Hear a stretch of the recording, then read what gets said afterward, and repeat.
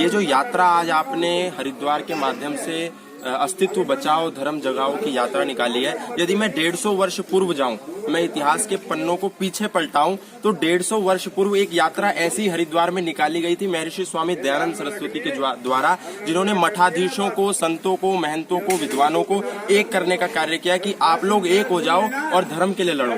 तो जब हम इस्लाम की तरफ देखते हैं, ईसाइयत की तरफ देखते हैं, इस्लामिकों की पूजा पद्धति एक है। वो किसी भी मस्जिद में आप चले जाइए, उनकी पूजा पद्धति, अल्लाह को पूजने की पद्धति एक है। ईसाइयों के किसी भी गिरजाघर में चले जाइए, ईसाइयों के ईसा मसीह को पूजने की पद्धति एक है। जब हम हिंदुत्व की तरफ आते हैं, वैदिक या सनातन धर्म की तरफ आते हैं, आपको नहीं लगता कि पूजा पद्धति में बहुत ज्यादा बिखराव है? इसको सही करके एक पद्धति होनी चाहिए ईश्वर की उपासना। देखिए, ये अभी संभव नहीं है। जब तक हम धरती से इस्लाम को रिमूव नहीं कर देते, इस विचार वायरस को हटा नहीं देते, जब तक ये संभव नहीं होगा। अगर हम आपस में अंतर विरोधों की तरफ जाएंगे तो हम आपस में ही लड़ मरेंगे। और हम ये समझें कि हमारे बच्चों के जीवित रहने के लिए हमें इस्लामिक जिहाद को धरती से खत्म करना ही पड़ेगा। आज की सबसे बड़ी आवश्यकता ये है। आपने भी दयानंद सरस्वती जी का नाम लिया। भारत के इतिहास में दयानंद सरस्वती जी पहले ऋषि थे जिन्होंने इस्लाम को समझा, ईसाइयत को समझा और उसके बारे में लिखा। आप अगर सत्यार्थ प्रकाश का अध्ययन करेंगे तो 13वां और 14वां समुल्लास वो ईसाइयत और इस्लाम के बारे में है।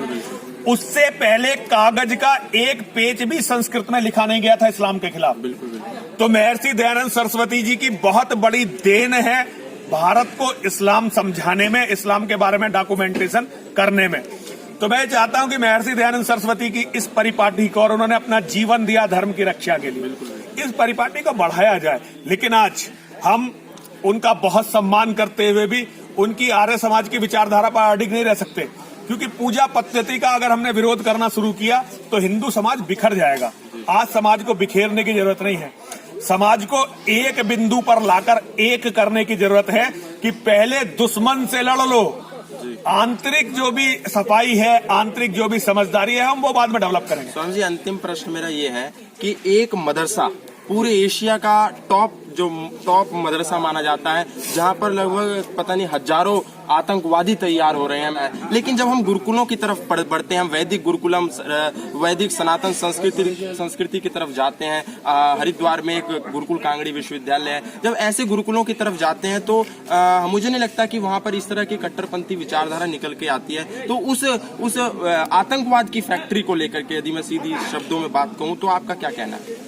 देखिए, आपका इशारा दारुल उलूम देवबंद की तरफ है जी। मैं अच्छी तरह जानता हूँ, और ये एशिया का नहीं, पूरी दुनिया की इस्लाम के जिहाद को फैलाने की सबसे बड़ी विचारधारा अगर कहीं पनपती है तो वो दारुल उलूम देवबंद में पनपती है। वो आतंकवाद नहीं फैला रहे, वो इस्लाम के जिहाद को फैला रहे हैं, जो उनकी मौलिक अवधारणा है। अब गुरुकुलों की सबसे बड़ी जो ड्रॉबैक है, गुरुकुलों का सबसे बड़ी कमी है, गुरुकुलों को भी लोगों ने, जैसे गुरुकुल कांगड़ी का आपने नाम लिया, गुरुकुल कांगड़ी कहने के लिए गुरुकुल है, वास्तव में तो गुरुकुल कांगड़ी एक आधुनिक विश्वविद्यालय है। जैसे और विश्वविद्यालय है, ऐसे गुरुकुल कांगड़ी विश्वविद्यालय है। ये हो सकता है वहां थोड़ा योग ज्यादा सिखाया जाता हो, संस्कृत में ज्यादा बात की जाती हो, लेकिन वो भी एक व्यावसायिक विश्वविद्यालय ही बनकर रह गया है। हमें जिहाद को खत्म करने के लिए जो सनातन धर्म का मूल सिद्धांत है, आर्य धर्म का मूल सिद्धांत है, इंद्रम वर्धन्तो अप्तुरा अपगनन्तो अरावणा कृणवन्तो विस्मार्यम। कृणवन्तो विस्मार्यम तो बहुत बाद में आएगा, पहले है इंद्रम वर्धन्तो अप्तुरा अपगनन्तो अरावणा।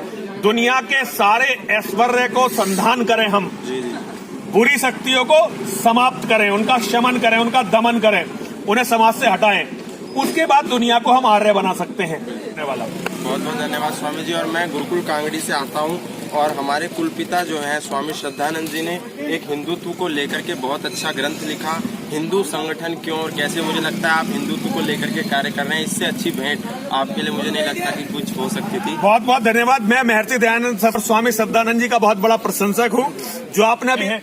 मेरा आप जैसे नौजवानों से बहुत अनुरोध है, आप अपनी योग्यता को इतनी बढ़ाइए कि स्वामी श्रद्धानंद जी से भी आगे, महर्षि दयानंद सरस्वती जी से भी आगे आपकी योग्यता हो, और तब